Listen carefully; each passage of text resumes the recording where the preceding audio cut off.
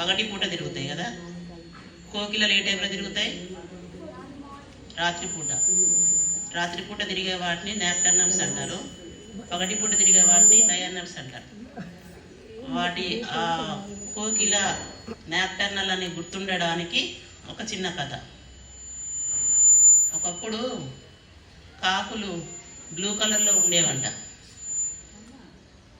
White కలర్లో ఉండేవంట. White కలర్లో ఉండేవి కాకులు. ఈ కోకిలేమో ఆర్టిస్ట్, రంగులు వేస్తుంది. దాని దగ్గర మట్టి కుండల్లో అన్ని రకాల రంగులు ఉంటాయి. పక్షులే వాటికి ఏమైనా రంగులు మార్చుకోవాలనుకుంటే ఈ కోకిల దగ్గరికి వెళ్ళి రంగులు వేయించుకుంటాయి అన్నమాట. వాటితో కోకిలతో వేయించుకుంటాయి. అట్లా కాకికి ఆకాశంలో ఎగురుతుంది కదా, ఎగిరేటప్పుడు నాకు తెలుపు రంగు కదా, ఆకాశంలో బ్లూ కలర్లో ఉంటే నేను ఆకాశంలో కలిసిపోతాను, ఎవరికి కనిపించకుండా ఉండేటట్టు నాకు బ్లూ కలర్ వేయమని కోకిల దగ్గరికి వెళ్ళిందంట. వెళ్తే వేస్తానంటే ఒక కుండ మీద కూర్చుంది. ఆ కుండ మీద కూర్చుంటే రంగు వేస్తుంటే దానికి చెక్కిలి కింద కొడుతుందంట. అటు ఇటు కదులుతుంది.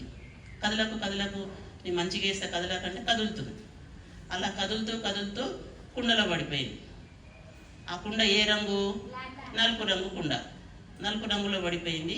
మునిగి తేలేసరికి దాని శరీరం అంతా నలుపు రంగు వచ్చేసింది. దాని కోపం వస్తుంది, ఇంత తెల్లగా ఉన్న దాన్ని నన్ను మొత్తం నలుపు చేస్తావా, నీ పని పడతాక దాని వెంట పడుతుంది.